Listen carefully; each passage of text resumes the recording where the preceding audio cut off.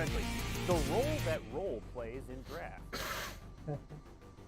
Yeah, roles are sort of the glue that binds the whole set together. There's really a ton of things you can do with them, and I'm sure we'll talk about some of those as we go on through today's show. But the most important things about roles is that they are enchantments. What's so they up? trigger anything that you have that cares about creating enchantments or enchantments. Just hearing about how the graveyard or your creatures being. Just hearing about how enchantments are gonna take over everything forever and all time. Some way about having roles, whether that's creating additional permanents, whether it's about sacrifice fodder, things you can sacrifice to your other effects, or simply just caring about enchantments or having enchanted creatures. All right. Next up for roles, we have a rare named Fawn. Oh, there's a lot of cookie cards.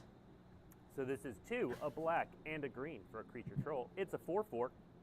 When Fawn's Bane Troll enters the battlefield, create a monster roll token attached to it. So a monster roll is enchanted creature gets +1/+1 and has trample. And then you can pay 1 and sacrifice an aura attached to Fawn's Bane Troll. Fawn's Bane Troll fights target creature you don't control. If that creature would die this turn, exile it instead. Activate only in a sorcery. All right, Ian, what's going on? This one seems a little bit pushed for a roll card.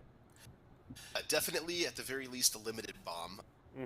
So it comes in as 5/5 stats because it gets to enchant itself with the monster roll. So 5/5 trample already off the bat, and then you get one free fight out of it from the initial roll that it creates. And then if you have additional ways to put other rolls or other auras onto the troll, then you can kind of keep mowing down your opponent's creatures with it. All right. We are next going to move into Bargain. All of these rolls are enchantments, by the way. A lot of these auras. So this new Rowan's Grim Search, which also happens. This new the new thing we have here is just feeding into enchantments even harder, because it gives you more auras. Or token as you cast the spell. If this spell was bargained, look at the top 4 cards of your library, then put up to 2 of them back on top of your library in any order, and the rest into your graveyard. You draw 2 cards and lose 2 life. All right, Ian, tell us about this card. How powerful is it when you bargain it versus not? Definitely powerful when you bargain it, for sure. The rate is pretty good here in terms of the card set, so I expect this to be a pretty prized limited staple for those who enjoy drafts. And bargain in general is a mechanic that appears throughout the set. I mentioned earlier that rolls work well with some of other mechanics in the set. Bargain is one of those, so you can sacrifice to upgrade your spells with this like bargain, and they all work the same way. They all ask you to sacrifice enchantment or token in order to upgrade your spell. All right, let's move on to the next mechanic, Celebration. So we're going to take a look at Gallant Pie Wielder. He's got some pies. He's a dwarf. He's wielding them. So it's a 2 and a white for a 2/3 creature dwarf knight. Has first strike, and it has that ability, Celebration. Gallant Pie Wielder has double strike as long as 2 or more non-land permanents entered the battlefield under your control this turn. Ian, tell us about Celebration. Celebration is the theme of our red-white color pair. There has to be some enchantment removal. I can't imagine them 2 or more non-land just loading everything down with enchantments and then doing nothing about it. I mean, I can, but really well I hope they don't. But also works well in general with just playing out lots of small creatures, equipment, other ways of getting permanents out of the battlefield. And the red-white in Wilds of Eldraine is aggressive, playing field type of archetype, so it fits in perfectly with what Celebration is doing. All right. And speaking of the red-white archetype, we touched on it in the debut, but let's go a little deeper on the draft archetype. So if we can put the draft these are the signpost uncommons. For those who aren't familiar with draft, it's typical for a set to have these multicolored cards and these types of multicolored cards in the uncommon slot that give you a direction, that kind of tell you what the color pair is about. Can you guys hear okay? Ian, do you want to run through the color pairs real quick? Things we did with this set is that each of the color pairs for the draft archetypes is strongly associated with basically its own fairy tale story, and we made sure that very early on we tied in the art and the flavor of those cards that are associated with that color with that. So just to use an example here, toward the upper right, Ruby Derricker, which are Little Red Riding Hood analog type of character here. And she's strongly associated with the red-green color pair, which cares about creatures with high. So to run through all the color pairs here real quick, in the top left, white-blue is the Frost Queen, and that cares about tapping your opponent's creatures and getting rewarded for that. Second up, we have blue-black. This is our Enchanting Slumber, which is based around fairies as and is kind of letting blue-black control. In the top center, we have red-black. This is the Dark Piper, which is rat tokens aggro. So you create lots of these 1/1 rat tokens. Excited about rats. Like to we'll actually have a rat archetype. Rewards for your creatures dying. Like a rat build. Next up is Ruby and the Wolf, which cares about creatures with power 4 or greater. Then we have in white-green Armont and the Beasts, about enchanted creatures, type that the most cares about having lots of enchantments and enchanted creatures. White-black is Pale as Snow. This archetype is about bargaining and sacrifice and cares about creatures and enchantments leaving the battlefield under your control. Blue-red is the Magician's Misstep and cares about instants, sorceries, and casting adventures. In the bottom center, we have green is Reda, the Witch Hunter. This is a Hansel type of story here, and the range deck that cares about food.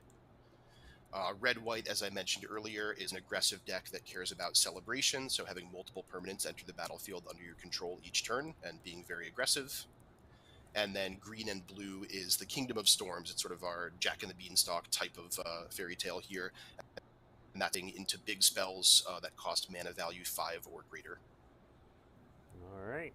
And then before we move on to promos, we've got one last preview card in the mechanics section just because it is a story spotlight card. If you were keen-eyed in the debut, you might have caught this reprint's name on a piece of art, but Glass Casket is coming back.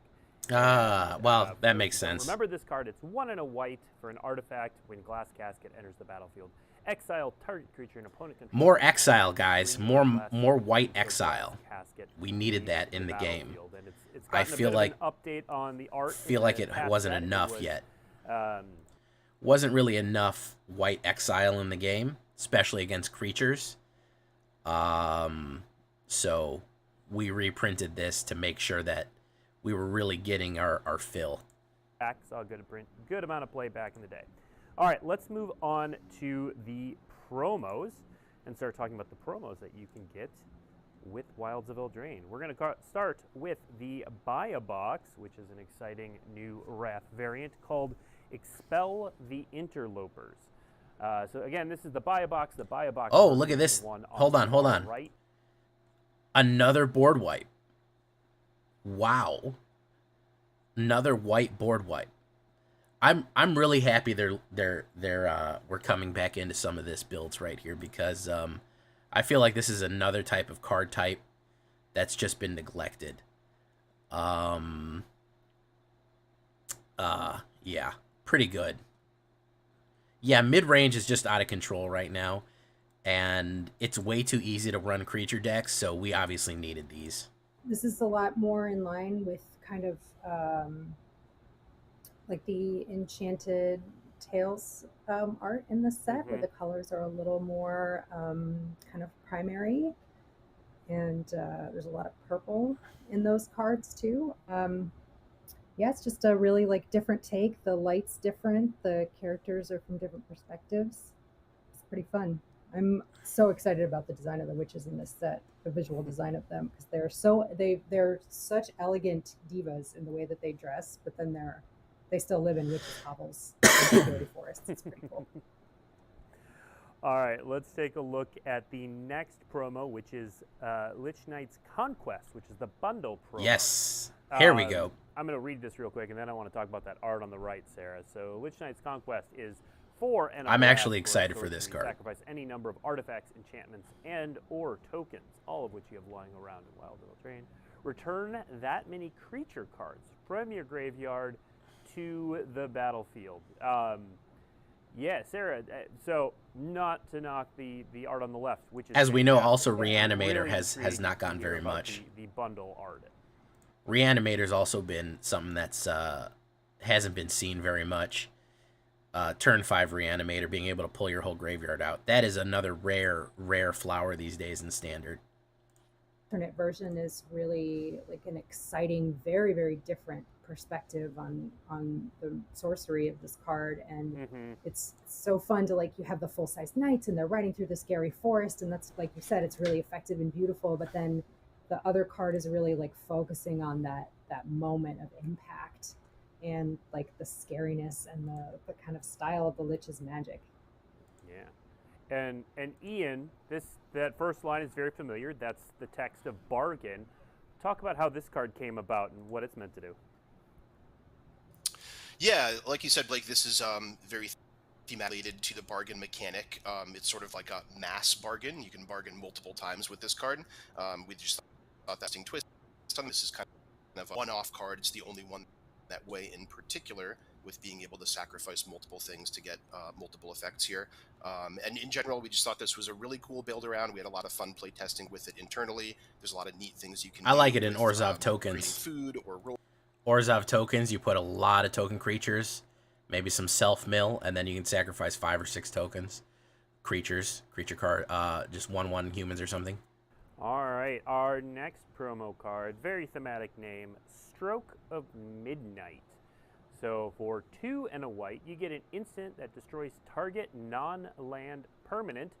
Its controller creates a 1/1 white human creature token. Ian, this seems like an upgrade over some versions of this that we've seen in the past. Yeah, sort of like in the style of, cards like Beast Within that, older players might. This is kind of giving you the choice of getting its thing, but giving them a little some turn, and definitely a very efficient removal spell that will be useful in limited and perhaps even in standard as well. All right. Next up, we have the promo version of Fairy Dream Thief. Now, these promos, to remind everyone, can be found in the promo packs that your local game stores can give out during events. Fairy Dream Thief costs a single black mana for a creature Fairy Warlock, which is a 1/1, and has flying whenever Fairy Dream Thief enters the battlefield. Surveil 1, and then for 2 and a black, exile Fairy Dream Thief from your graveyard. You draw a card and you lose 1 life. All right, Ian, what's going on with this card? What are we trying to accomplish here? Yeah, just a nice little 1-drop here that some extra fairy density in your deck for things that care about having lots of fairies, for example. You can get a nice flying attacker early on, off later on, get some in the graveyard as well. Yep, absolutely. All right, and our final promo card is Tangle Span Lookout. This is 2 and a green for a 2/3 more enchantment card draw right here. here. An aura enters the battlefield under. Bro, enchantment's going to be... you're going to need... Almost everybody's going to need to main deck Fade to History, or that one that destroys all enchantments. There's no way. To get lots of auras. Most of the auras in the set are coming out via the roll mechanic, although we do have a couple other ones as well. So this is definitely a great card to look out for, especially when you're playing white-green and you have lots of rolls in your deck and care about enchanted creatures. Yeah. And yeah, we recognize that Ian's audio is cutting out quite a bit here and there, sort of randomly. So if anyone missed the top of that, he was pointing out how well this goes together with the roll tokens. And the roll tokens trigger this, which is pretty spicy. All right. Next up, we are going to talk about Enchanting Tales. So Enchanting Tales are a bonus sheet that you will get with Wilds of Eldraine that have a bunch of enchantments in them with somewhere between 1 and 3 treatments. And the enchantments are not standard legal, but you can play them in draft. And they bring a bunch of cool texture to the draft. We've seen things like this with Brothers War and Strixhaven before. So we're going to talk about these. Some of these have amazing art, Sarah, which we will spend some time on. The first one that we're going to talk about has just the one version, but you'll see in a second why we're talking about this. So Spreading Seas is our first Enchanting Tales.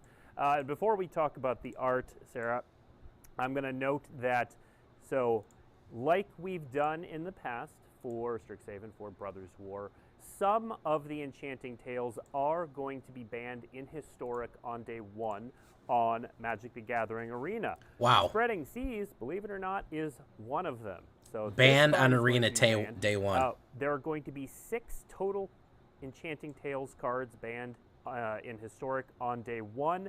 We've seen most of them by this point. So Spreading Seas, Blood Moon, Necropotence, Sneak Attack, Land Tax, and then there's one more card that will be revealed later today by a third-party outlet that will also be on that list, and the Arena Twitter account will share what that is. I see Merfolk players already getting a little upset in chat, and yep, Fun Police detected is correct. So with that out of the way, Sarah, talk a little bit about the art on Spreading Seas and kind of how you approached the Enchanting Tales. Yeah, I think for paper, it's never coming to Arena though, right?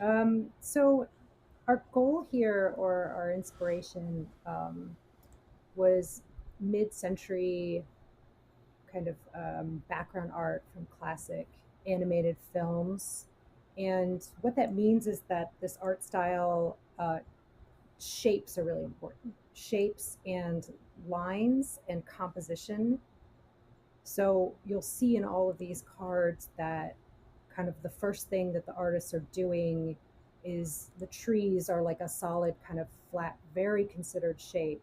The buildings, that you can see in this one, how completely square and really neat. Yeah, it looks like the 50s, 60s animation style. Like the castle is really, there's not a ton of detail in the sky, and that's on purpose to give the castle this like breathing room and like this kind of elegant, brave minimalism.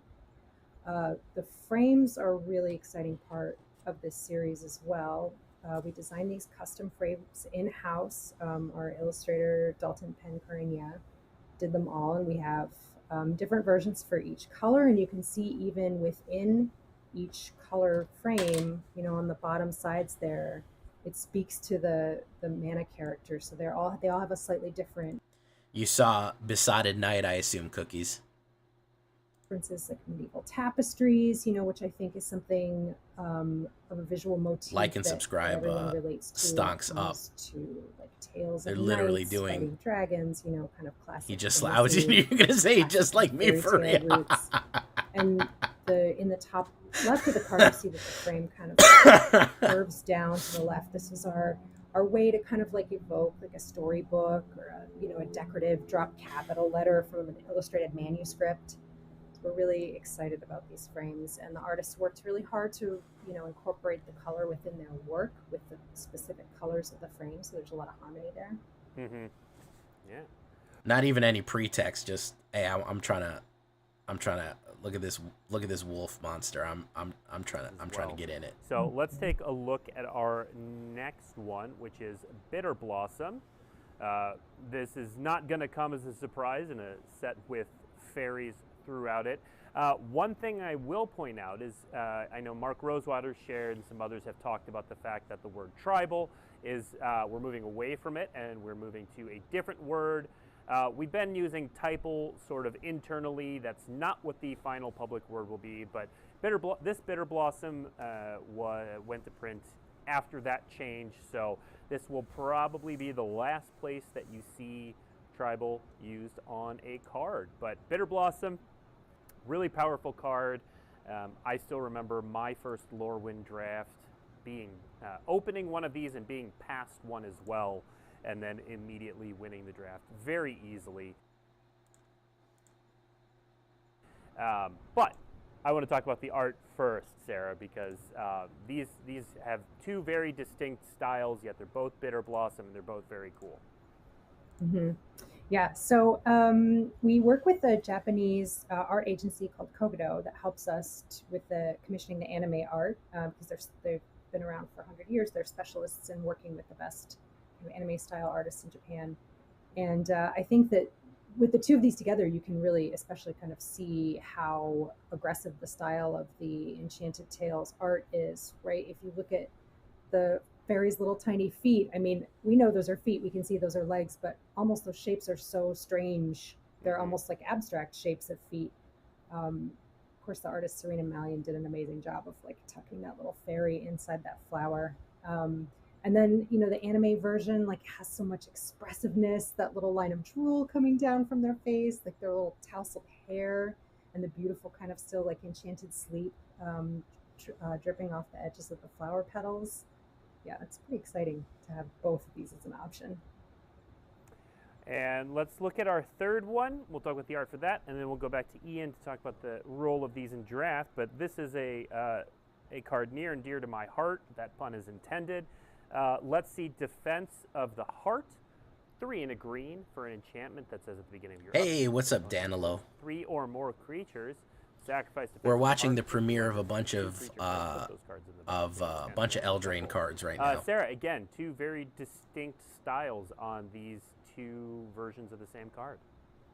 Yeah. Damn. Yeah. The artist on the anime version, Masashi did such an exciting job of making these 2 characters, you know, look like they're in a really dire situation, but there's just so much going on with the light and with the drama of it and where their eyes are looking, and you still see that beautiful little rose in between them. And then we got absolute territory. Look, we got absolute territory right here. Left, which again is like you telling really me I got to ignore the absolute territory? Really decorative in its composition. It's way less about feeling like an actual scene that something is about to happen. Yeah. And for those asking in chat, no, this one is not banned in Arena. The 6 cards, the 5 of which I named earlier, and there will be another one revealed on a third-party outlet, are these 6 that are banned. Defense of the Heart, play with it in the historic to your heart's content. Now, Ian, so one of these shows up in every draft pack, which, not one of these Defense of the Heart, but one of the Enchanting Tales. Talk about the texture that adds to the environment. Yeah, it adds a lot of fun in just in making each draft different from the one before it. These serve a lot of roles in the set. For one, they're all enchantments, which plays in really well with themes in the set, including all the things that care about like roles and auras and enchanted creatures and enchantments and things along those lines. So this dude calling into the Magic Reveal live stream for 6,000 people on his Nokia. History, they're all very from one another. Them are very roundy as well. So that's not me, by the way. He's just cutting in and out from this bonus sheet and get a really cool, I don't know, rare or mythic rare enchantment from Magic's past. That's a really fun thing to build around. It can take your draft in a different direction. All right. And the other thing I want to note about the Enchanting Tales is they do have this cool foiling we're calling confetti foiling. I believe we have a video. You might have seen this in the debut as well. But there we go. So the confetti foil versions will have different collector numbers. Those collector numbers will show up in the card image gallery. Confetti foiling? I never heard of it. Look. Oh. What's going on with this smothering tide right here? For those asking about how and where you can get the Enchanting Tales in the different versions, with the different foiling, all of that sort of stuff, if you head to dailymtg.com at the conclusion of the stream, there will be an article up called Collecting Wilds of Eldraine that will have all of that information. Speaking of collecting Wilds of Eldraine, Wilds of Eldraine, as we said earlier, is the place where you can find the universes within versions of the cards that were in the Walking Dead secret lair a while back. So we finally gotten around to those. These will show up on the list in set boosters. For exact rarity and that sort of stuff, again, head to that collecting article on Daily MTG. But we're going to take a look at the universes within versions of these cards. First up, we have Greymond, Avacyn's Stalwart. So 2 and a white for a 3/4 legendary creature human soldier. As Greymond, Avacyn Stalwart enters the battlefield, choose 2 abilities from among First Strike, Vigilance, and Lifelink. Humans you control have each of the chosen abilities. As long as you control 4 or more humans, you control get +2/+2. After that comes Geese's favorite Shovel. Hey, there's your shovel. For a quick creature, gets +2/+0 and has Menace Whenever equipped creature attacks, defending player sacrifices a creature. If they do, you create a walker token. It has equip 4.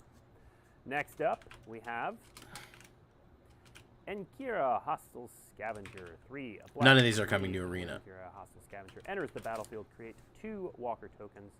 As long as Enkira is equipped, it must be blocked if able when Enkira and at least 2 zombies. I haven't seen the anime Blood Moon. Enkira What does it is look like? Indestructible until end of turn, and it's a 3/3. Then we have Gregor, Shrewd Magistrate. 1, a white and a blue. Legendary creature, Human Advisor, 1/3 with Skulk. Whenever Gregor, Shrewd Magistrate deals combat damage to a player, draw cards equal to its power. Then we have Honsk, Slayer Zealot. For 2, a red and a green. You get a 4/4 legendary creature, Human Archer. At the beginning of your upkeep, target opponent creates 3 walker tokens, which are 2/2 black zombies. And then Honsk, Slayer Zealot. Honsk is just fun to say. Deals 2 damage to target creature. Whenever a zombie an opponent controls dies, draw a card. And then finally, we have Malik, Grim Manipulator. For 2, a red. That's a white, Negan, and a black. isn't it? You get a 4/3. They remade them as. Legendary creature, Human I heard they Rogue. were going to do Malik, this. Manipulator enters the battlefield. You and target opponent each secretly choose a creature that player controls. Then those choices are revealed, and that player sacrifices those creatures. Whenever an opponent sacrifices a creature, you create a treasure token. All right, again, those will show up in the list section of set boosters for the exact rarity. Check out that collecting article on dailymtg.com. All right, that brings us to the Q&A portion of the stream. We have a few questions lined up here, but feel free to put them in chat. It always helps if you tag @Magic so that we can get to them, and we will get to as many as we can before the end of the stream. We're going to start out with... You got any questions? You want me to type? about the roll tokens that we saw right up front, so we're going to show those off right now real quick. We have all 6 of them, so they come double. All right, there's the rolls. Like this. Let's pause that there. Okay, so these are enchantments. There are classic fairy tale rolls that are coming out, essentially. Let me take a screenshot of that real quick. There's the monster, the sorcerer, the royal, the young hero, the wicked, and the cursed. They're all enchantment auras, and then they all do a thing. So, sorcerer, whenever it attacks, gets scry, give trample. They all give 1/1. Royal has a ward. You get counters as you go on this one. The wicked, whenever creatures put in the graveyard, lose 1 life. I actually like that one a lot. And cursed, it turns it into a 1/1 creature. So, like, behind these was that archetypes. Since each of these is meant to represent a role from fairy tales, the object or the aspect of the card is highlighted in white. That is the kind of like thing that the role hinges on, and that's the consistency through them. And then there's like a primary color for each one. Mm-hmm. Very cool. Next up for questions, we'll go with this Sarah for this one. So previously when we visited ELDRAINE, all of the adventure cards got the adventure frame, the booster fund treatment. Is that the case for this ELDRAINE, or do the common adventures have them, or is it just a subsection? Oh, I'm not sure about that actually. Okay, I know Sorry. the answer. Comment. Like, what are you doing? Comment. I was, I'm asking the experts. Sorry, giving me a chance. I know You're giving me many a things, but I bring That's guests on. Yeah. No, the common adventures do not have the treatment this time around. Yeah. I think they were looking to make that treatment a little bit more special. That was one of the pieces of feedback we got for the original ELDRAINE. Let's see. Next up, special. That was one of the pieces. Ian, maybe you can take this one. How does an adventure legendary creature work in the command zone? Legendary. Oh man, you're really putting me on the spot here, Blake, with the commander rules questions. I think it works mostly the way that you would expect with the commander rules questions. You are, I think it works mostly casting it if you've already sent it on an adventure and then you're casting it. I think it works from casting it. Buggerman. exile. Actually, that's a great question. Yeah, I'm his not his audio is exactly shit. that interacts with commander text. That's a really good question It's there. I believe the answer is that For the record, this is 2 questions that they haven't been able to answer yet. when the creature dies, if you go to pay, for example, the adventurous. Actually, let's put Balloona up on the screen, Sean, if you could, so we can actually talk through an example. Okay, so let's say Balloona is your commander. You cast Seek Thrills. First time you cast it, it costs 5 mana. Balloona goes to exile as an adventure.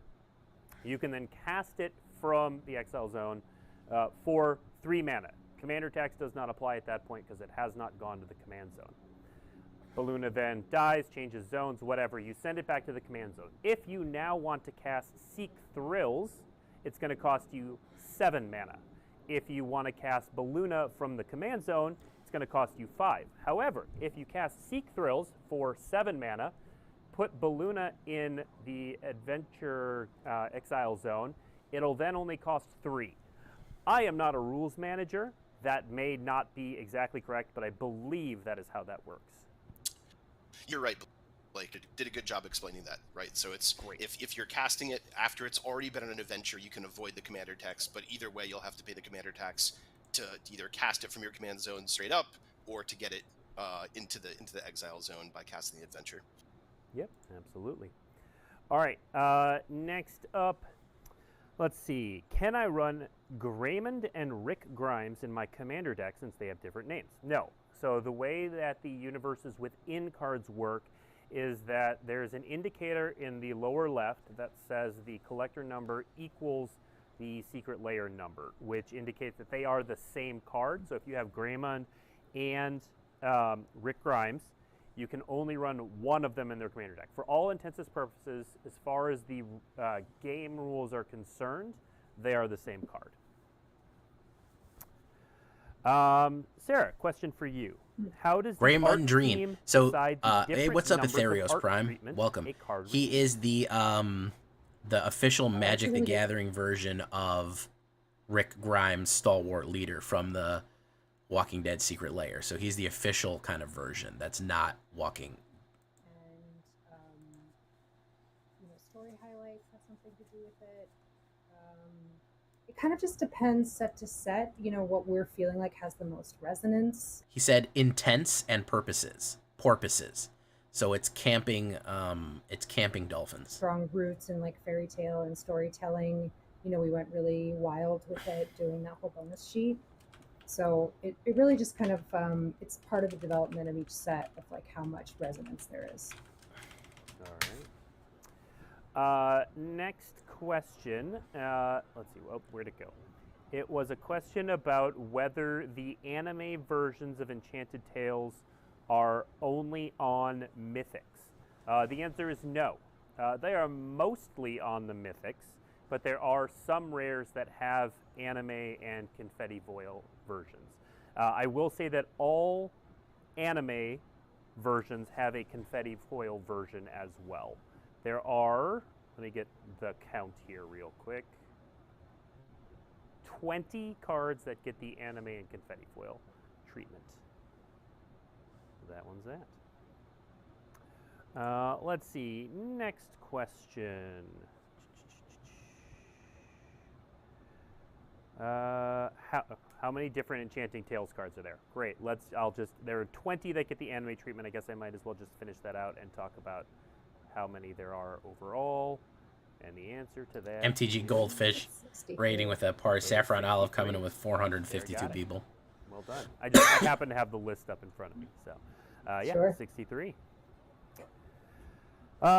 Could you please clarify the reasoning behind banning Spreading Seas? It's not as clear as the other 4 you mentioned. I'm sure the Arena team will share some of that thought process later on, but I know that in the notes that I saw, the reasoning for Spreading Seas and Blood Moon were the same, that messing with mana is not something they're super interested in Historic. Obviously, one does all lands, one just does one land. I saw that picture, But Tarmac. that was the reasoning there. I'm sure the Arena team will talk more about it. where can we find the anime cards? Again, if you head to dailymtg.com, they will. There's a Collecting Wilds of Eldraine article that's going to give you the most detailed information on where and how to find everything. There are graphics and images and Yeah, I'm kind of surprised definitely head there. they didn't get Iron Duke somewhere. Let's see. Something better to come in Will here there with. be serialized cards in Wilds of Eldraine? No. Let's see. Will the Walking Dead cards Hey, what's up? be in I'm foil? Friendly Mate. No. I don't know the answer to this one. Ian or Sarah, maybe you know it. Is this the first time a legendary creature has an adventure? Yes, I believe that is the case. Yeah, because Was- we had to make a new version of that frame for this set Okay, to account for that. Mhm. great. Was that an intentional, like, Ian, was that a next step in, we made these adventure cards, all right, things we want to do. We want to do multicolor. We want to do legendary creatures in adventure. Was that intentional? Was it something that just came with the I'm asking story the of important set? How did that questions we come want to up? know. Yeah, kind of both. In the case of Balloona Grand Squall that we saw earlier, very much an intentional, hey, we want to have a legend very neatly interacts with the adventure type. In the case of Kellen that we also saw earlier, that was more of just a story thing. Kellen being very central to the story of Wilds of Eldraine and being kind of an adventure. We thought adventure would be a great mechanic to represent, and is a tweet. Yep. All right. We are just about out of time. I'll try to get to whatever questions we can. Will Pyroblast be reprinted in the main set? No, that is just a promo. That is not coming to standard. The art swap on Wicked and Curse, is that an error on the slide, or will the tokens also have the art swap like was shown? What was shown on the screen is what was printed. So they will be different. If you like that art and art style, tune in and are looking for different specialized tokens. Here's a little tease. After this, we'll watch the we're gonna preview show off together. something cool in that realm on next week's weekly MTG show. So stay tuned for that. Ian, I know the courts got ruined after the invasion, but will knights still have a decent representation in the set? Good question. Yeah, great question. So that's something that we did think and talk a lot about. There's not as much of of the sort of Arthurian courts and knights and things like that in the set. The main themes go and the mechanics go, but we did make sure to have that still represented. So there are definitely a lot of knight creature types. Not a lot of mechanical interactions with knight as a creature, so you're not just like giving you bonuses for having lots of knights, but there are lots of individual words, other references to the courts as well throughout the set. Yep. Let's see, other questions. Sarah, are the confetti foil? I think we just said this, but are the confetti foil treatments only for the anime art versions? Mm-hmm. Yeah. Okay. I do see some questions about other sets in chat. Just note we're sticking to Wilds of Eldraine this time, so I'm not trying to ignore you. Some of these questions are good, but we can talk about them in a future show. Great question, and I know Sarah wanted to talk about these too. What about the basic lands in this set? Yeah, Sarah wanted to talk about these and talk about some of the fantastic art on these. So, producer Sean, if we can pull the basic lands up on the screen, and let's see, and we'll get those up in a moment. As he's looking those, will there be other Omen Path travelers besides Trajan the Vedalken? So for those who may not have noticed, so our blue-green signpost legend is from Ravnica. And one of the changes in the Omen Path arc that we are entering is that non-planeswalkers now have the paths and means to travel between worlds through the Omen Path. So we've seen the Vedalken So I don't know, Sarah, Ian, do you know if we're going to see any other Omen Path travelers in this set? Hey, what's up, Lagerland? I'll defer to Ian on that one. I know the answer to that off the top of my head. Troyan was the You one made the that pure I was pain thinking Demir of minus a when few lands and the had decent question luck. Thanks for making an was, easy so I good don't- deck with it I again. don't remember Thank you so much, man. additional beyond that. I don't wanna, It's spoil very cheap. anything where you are Aside or from the comment anything lands, I'm 100% it's sure of. So actually a all I can budget say deck. is So stay tuned I'm to the glad you like story, that, dude. and there might be some surprises there for you. Go ahead and put Yeah. that what you just said. Copy paste that into All a right. comment There right are on a the number video. of That'd be people great. asking about Make sure you like. Historic Brawl and what is banned there. Stay tuned for the Arena team. We'll talk about the banned cards on social later in the day once the 6th card has been revealed. So head to the Arena Twitter account for that. Arena Twitter account. All right, let's see. Let's see. Sean, do we have those basic lands coming up? All right. So, okay, Ian, this is a question for you. I saw it a couple different ways in the format. So, the last time we were at ELDRAINE, there was a heavy monocolored theme. So, we saw a lot of cards with three colored mana symbols. In this one, it looks like we're focusing on color pairs to tell each of the stories. Was that an intentional shift? Was there any consideration to the monocolored theme this time around? Yeah, great question. Also something we talked about a lot internally as well. Kind of touches on the earlier question about the courts and knights as well. We knew that this time with returning to the second time around, we wanted more of an emphasis on the fairy tale stories rather than Arthurian knights and court. That put more of an emphasis on the fairy tale aspect of the world here. That being said, there are, as I mentioned earlier, some references to the courts, some references to knights and things along those lines. But mechanically, there Gave is you heart, not Lagerland. a strong representation of caring about monocolored as the original Throne of Eldraine. All right. Producer Sean has let me know that we have those basic lands to talk about, so we're going to throw those up on stream, and then Sarah not can bad. go to town. Yeah, thanks, producer Sean. So these are really special. They're all created by the same artist team, Hari and Deepti, who are based out of Mumbai. And hear me now and believe me later, but these are only made out of paper.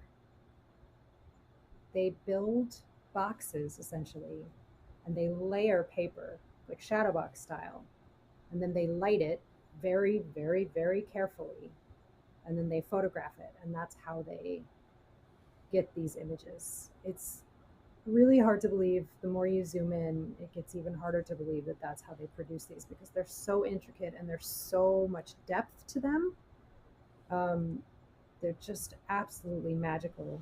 I mean, it's nice artwork, for real. Not going to spend any money on them, but how they make these, and it they were is for so real nice great artwork. to work with. They'd never done anything for Magic before, so of course, like working in kind of these monocolors and like hitting our basic land colors was a little bit of a challenge for them, but they rose to it really well. And just like all those like tiny little ladders in the tangle span of the mountain and the roots of the trees in the swamp, and the even the feeling of the mist in the plains piece. They just really, I find them endlessly fascinating that's the method, because I think it's kind of impossible to believe looking at them that they're actually made from physical, just layers and layers of paper. I like everyone else was kind of blown away by these when I first saw them, but I just assumed that they were paintings, that someone just did them, in their normal art style. But yeah, them being shadow boxes is incredible. Yeah, and they make the paper themselves too. Every part of it. It's not just that they have it laying around. Yeah, that's incredible. Mm-hmm. All right. Next up, so Ian, we have some questions about the rules around role tokens. Now, again, if you head to dailymtg.com, there will be a mechanics article that dives into the rules, but let's chat about them a little bit. So, first of all, you can only have one role on a given creature. How does that work, Ian, for roles that you control versus your opponent controls? For example, can you have two roles on a creature if two different players control them? Short answer is yes. The way I let up is you can have 1 roll per player per creature. Okay. So the same creature can have high rolls and rolls as well. Gotcha. 1 roll per player per creature. Curse an opponent's creature, they can then turn it into a sorcerer as well, and you can have a cursed sorcerer. And okay. So you can only have one of them out at a time. Let's see. Next question: are we going to have battles in this set? No, they're not in this set. That one is an easier one. Oh, they love to abandon mechanics. That one's not complex. I think we've answered a number of these questions. So I'm seeing a bunch of questions about serialized cards, that sort of thing, and we have discussed those. So we're not going to jump back to them. Will the Goose Mother's existence be explained? Yeah, we'll explain it at some point. I love that people have grabbed onto the Goose Mother. It was one of the first pieces of art we showed for Wilds of Eldraine, and people seem to love it. My other favorite is the Sheep Bee. The Sheep Bee. I don't think we've seen that one yet. I can't remember which card it's in that we were talking about, but it's also a little, in one of the anime cards you can see them. It's like Just a tiny little bumblebee that looks like a sheep. Yeah, that's right. There is a little sheepy. Now, Sarah, you did want, we've had some questions about anime card art. Let's, I know you wanted to talk about some of the art for some of the other Enchanting Tales that we revealed in the debut. So, Producer Sean, maybe we could throw a couple of those up on the screen for Sarah to, yeah, there we go, Prismatic Omen. Oh yeah, this is a really special one because you can see in the art style is really clear and strong in this piece because of the shapes of those trees, right? They're basically just kind of half circles, but it's in the layering of the color on top of those half circles. It's a unique style. I mean, like that are, that are 50s, 60s storybook style. And the rainbow, especially, hey, there's our Goose Mother. The artist was really excited to get a chance to draw this. It's such a fun, different take on it. And then there's little baby geese, also goslings. Pretty exciting.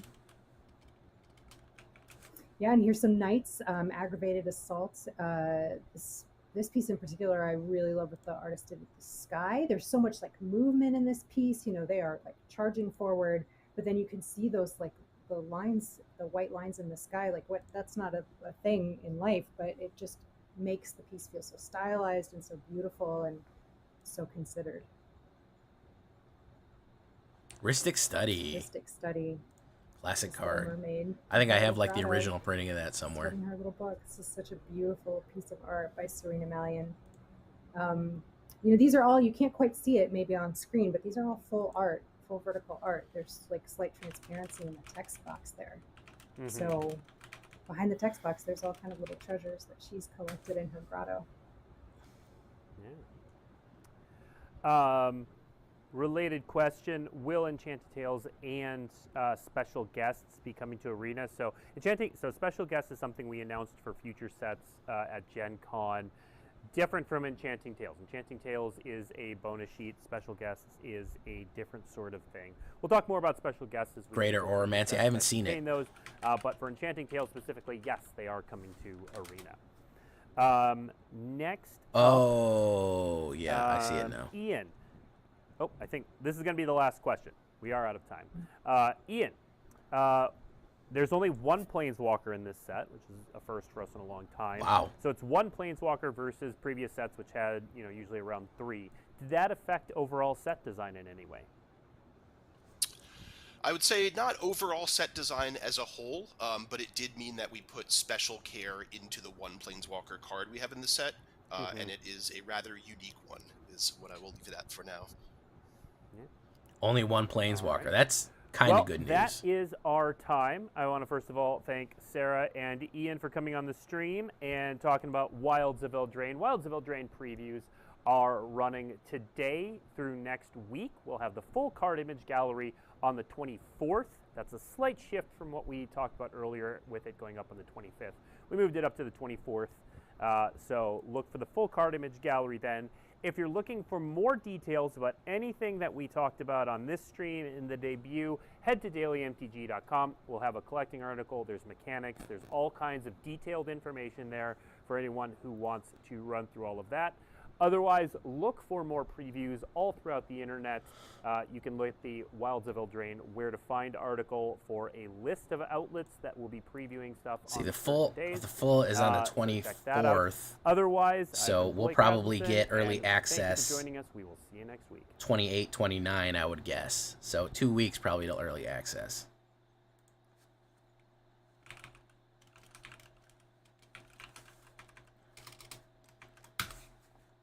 All right, we're gonna watch the preview video. So we got this here.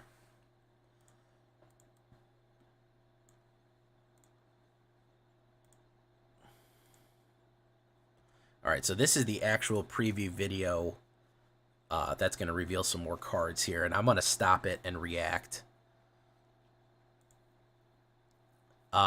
So here we have this is the actual, it's a 9-minute preview video about Wilds of Eldraine. I'm going to watch some of it, and I'm going to react to some of it and put my 2 cents in just so we can kind of see what's going on. But this is like not a live stream, it's like a polished preview. So here we go, guys. Hey Magic fans, welcome to Wilds of Eldraine, the latest set from Magic the Gathering. I'm Becca Scott, and today we're going back to the land of Eldraine, chock full of fairy tales and stories come to life. But in the Wilds of Eldraine, these familiar stories come with a magic twist. So where were we? The Phyrexians invaded the multiverse. It did not go well for anybody. If this were a fairy tale, it'd be one of those old ones that gets very dark very quickly. The people and creatures of Eldraine have survived, and Eldraine is back to the land we all know and love. Well, mostly. Eldraine was saved due to the return of Talion, the kindly lord. Talion made a desperate bargain with the 3 witch sisters, giving... All right, let's take a look at that. When our podcast is spelled... Kind of hard to function on that one. The mana value, power, toughness equal to the chosen number. I mean, it's hard to guess. them each a powerful... I feel like with a discard, if you have like duress early on and you kind of have an idea... magical artifact. Each of the witches has taken their enchanted items to a different part of the world. Hilda of the Icy Crown has retreated into a... Whenever you tap an untapped creature, an opponent, whenever...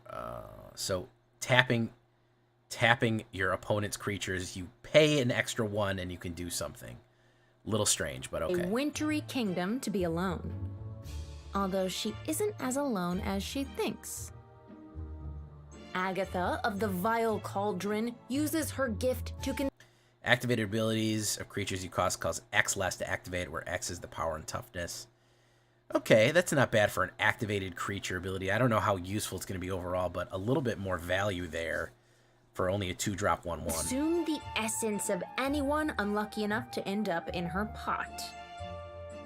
And Ariette of the Charmed Apple wants to build herself a court of loyal subjects. Whoops. This one's actually pretty harsh. If it's enchanted, it can't attack planeswalkers or you. So again, we're leaning heavily into enchantments here. At the beginning of your end step, each opponent loses X life, and you gain X life, where X is the number of auras. So absolutely crapping out auras like crazy on Orzhov is going to be very powerful. I mean, good lord. While her apple grants her the love of any who take a bite, Ariette hungers for more. And so, she has helped unleash a new horror on the people of Eldraine. Together, Talion and the 3 witches were able to enchant the Phyrexians into a deep sleep. But Talion was unaware that there would be a cost to pay. The sleep has spread across Eldraine. Known as the Wicked Slumber, it overtakes villages, hamlets, even entire castles. Who knows what the sleepers will do while their conscious minds aren't in control? Talion struggles to confront the spreading slumber and seeks out the help of Eldraine's heroes. Kellen, a young farm boy with fairy... Enchantments is back. I mean, auras and equipment. So, again, the focus on enchantments is what I'm concerned. We're going to be heavy. Enchantments being probably one of the top right now. We're headed into an enchantment wild zone here. Blood in a mysterious family tree is recruited by Talion to learn more about the Wicked Slumber. Time will tell if he is up to the task. Will and Rowan Kenrith are siblings who used to share a planeswalker spark. Where one went, the other had to follow. Now, for the first time, they are divided. Will seeks to put down his sword of ice and unite Eldraine through diplomacy. Rowan won't step foot. So I like Dark Rowan here. I like he went more Azorius and he went good. He got the additional white and she got the additional black there. Very brutal. 4/2 menace for 3 spells. The cost that are black and or red cost X, where X the amount of life you lost this turn. Yeah, she's like turning evil, which is an interesting. She was possibly what we saw in the Strixhaven. She was possibly stronger than Will, and he looks like he's becoming a knight despite still being a wizard. In a negotiation and prefers the direct fairy tale approach, finding some sort of enchanted item that will magically reunite the kingdom. She might be onto something. Ashiok may not have created the Wicked Slumber, but they are happy to spread it. Yeah, so everyone being asleep, she's coming to just give people nightmares and eat whatever she does. We've seen this one. Further, all while bending Rowan to their will. Eldraine is full of familiar stories, but in true Magic fashion, each has been given an unexpected twist. This set's 2-color pairings illustrate the fairy tale archetypes that we all know and love, and you'll discover characters you're sure to recognize. So they're basically doing the Ravnica thing. On her way to Grandma's with a basket of snacks and a crossbow. An adventurous young man who likes to climb beanstalks. I wonder what he found up there. And someone who's coming to the party whether she's invited or not. Eldraine is a land where these beloved stories play out over and over. Evil queens clash with brave knights, curses trouble the unvirtuous, and children lost in the woods find themselves on a magical journey. Some of these connect to the main story, others are whimsical adventures that... These are pretty good. Stalked by Nightmares, The Piper, I'm interested in the rap one. Ruby Tarling Tracker, oddly enough, fits so good in a werewolf or wolf deck. So you could do a Red Riding Hood and a wolf deck. Finally, allies at last. Play out in the background, but all of them will feel fun and familiar. And all these pieces provide the opportunity for you to put your own unique twist on them. For instance, Mother Goose is a sweet old lady who tells you bedtime stories. Goose Mother, on the other hand... Oh wow, that's terrifying. Hydra Bird. Simic, of course. And what about Hansel and Gretel? In Eldraine, both children weren't able to follow the breadcrumbs back home to their happily ever after. Instead, one of them was eaten, and the other became a badass witch hunter. Yeah, they're here to kill cookies, and they're not going to stop. This artwork is insane. It's just so funny. Greta, Sweet Tooth Scourge enters the battlefield, create a food token, sacrifice. Will fit nicely. Actually, we'll do a really good... the amount of food that they add in Lord of the Rings, this is probably going to be very good in Alchemy. Who obviously had some issues to work out around enchanted candy. These are fairy tales we all know, and in Wilds of Eldraine, you'll get to revisit these familiar... There it is, guys. We finally did it. GG, everyone. We're at this point. Okay? I want to focus on this for a second, because I think it's important that we discuss what's going on here. Oh, like and subscribe. I gotta get some like and subscribe art of this. Your stories with a magic twist. You aren't just a creature attacking for 2 damage, you are the Pied Piper leading a horde of 1/1 rats. Who could stand against his horde of rodents? What about a very angry cookie? But this is no ordinary cookie. Every character has a role to play, and in Wilds of Eldraine, you'll find roles to play. This new mechanic attaches an enchantment to a creature, a role, affecting their attributes and adding a fun wrinkle to the story. A once noble knight is transformed into a monster knight, giving him +1/+1 and trample. An evil witch charms a member of the court and schemes her way into becoming a royal witch, granting her +1/+1 and ward 1. I guess that makes her your royal wickedness. Hey, I like MTG, the way that sounds. And sometimes it's a role you want removed. Can anyone lift this curse off of Skybeast Tracker? I need to do something about this goose mother. Break the Don't spell. let it go to your head, Okay, we're goose. getting an instant. Head goose. We need to see that. Okay, instant, destroy target enchantment, draw a card. So yeah, this is gonna be, I mean, this is gonna be like stock standard, anything that you run white, or even to splash white, because this is gonna be super important. A 1-drop instant enchantment destruction with a draw on it. Bargain is another new mechanic introduced in this set. Just like Jack traded the family cow for some magic beans, you'll be able to hawk, barter, and swap your way to victory. Bargain lets you sacrifice an artifact, enchantment, or token when you cast the spell. Once you've given something up, you receive something in return. Sacrifice a token when you cast Torch the Tower, increasing your damage to 3, and you get to scry 1. Sounds like a deal. Nothing is more crucial to Eldraine than a sense of adventure, and so the adventure mechanic makes a return. This ability allows you to cast either the creature card, in this case Besotted Knight, or choose to... There it is. Create a royal roll attached to a creature. You are no monster, you are my love. Oh yeah, that's the... We already know what it is. We already know what's going on here. I mean, this is just pandering at this point, isn't it? Send your creatures on an adventure.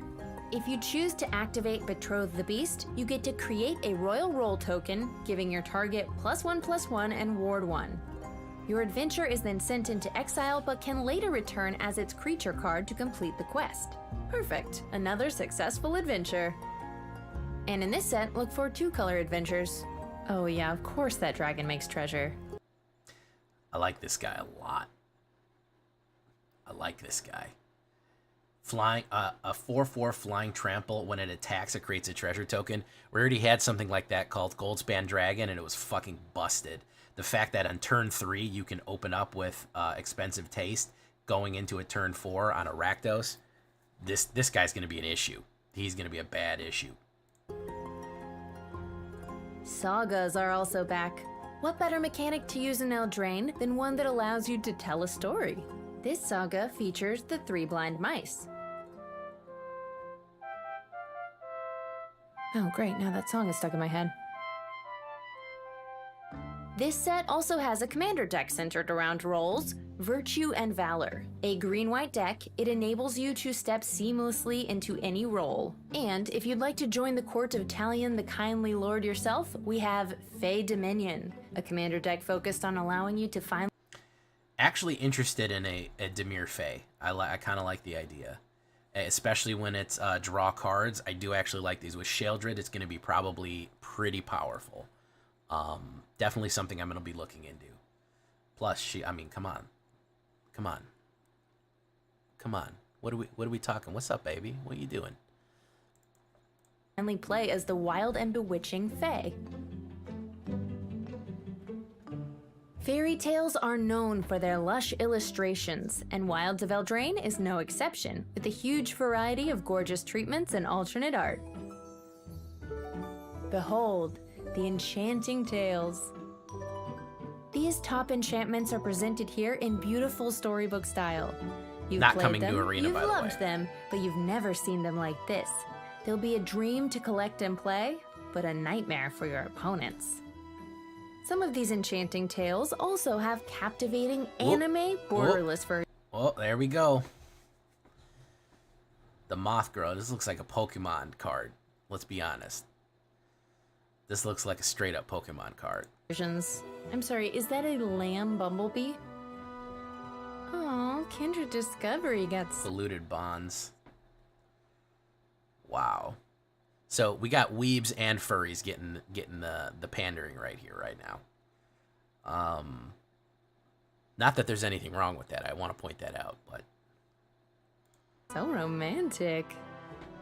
They'll be available in foil, non-foil, and beautiful new confetti foil treatments. Ugh, I love the line work in this one. If you're a weeb That is the furry, it's greatest got to be the doubling. best thing ever. So this is the weeb furry set right here, man. Season I've ever seen. And there are other gems to find, with the return of borderless favorites for select cards. Are you tired of borders? We've got you covered. Look at the jawline on this man. Giga Chad. Adventure cards get to have some fun too with their special showcase treatment. What a great way to make the most of this returning mechanic. Yeah, that dragon's got some expensive taste. Treasure, I love it. Wilds of Eldraine will be available for pre-release the weekend of September 1st through 3rd. On Arena, check out the early streamer event on August Oh, well, that's me. I'm going to be playing it on the 31st. 31st. Then enjoy the set release on This is how they haven't sent me an email yet. This is how I found out by live seeing it in a video. That's when I have to. They're gonna do it right on the weekend Starfield comes out to really fuck with me. September 5th. It will be available everywhere on September 8th. And if you want to read even more of the story, make sure you take a look at the web fiction, which is available right now. And check out these 2 promotional cards that will be available at your Damn. The waifu scale's getting off. We're getting waifu off the scales here, again. local game store, Pyroblast, and Ice Out. Keep your eyes peeled for what inspired these promos as we get closer to launch day. And that's a quick little peek at some of what you'll find in the wilds of Eldraine. There's so much more to discover in this tangled, wild, enchanting world, but now it's time for us to end like every good fairy tale. And they played happily ever after. Right. Perfect. All right. That's a little bit of preview. We know what's coming. Fight for your fairy tale ending. That's kind of a clever thing right there.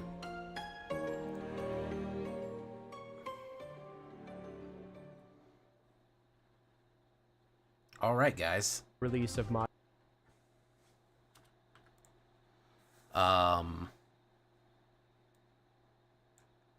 That's pretty much it. I'm glad you could join me today. And I hope you liked it. This is Eldraine. I'll be playing it apparently on August 31st, which really, this the day that One Piece live action comes out, and it's the day Starfield comes out, so great for me. That's going to be a busy weekend that weekend. Let's see, when is August 31st? But yeah, I've been Jayville and you've been great. We'll see you next time. I got to get out of here. I got to get back to work. 31st, so it's going to be Thursday, Friday? Yeah, Thursday, Friday. That'll be interesting. So I know what I'm going to be doing that day. Haven't sent me an email yet. But we are out of here, folks. I hope you appreciated this extra one. Make sure to like. Make sure you're subscribing. Do something. Check it out. Bye-bye, everyone. We'll see you tonight.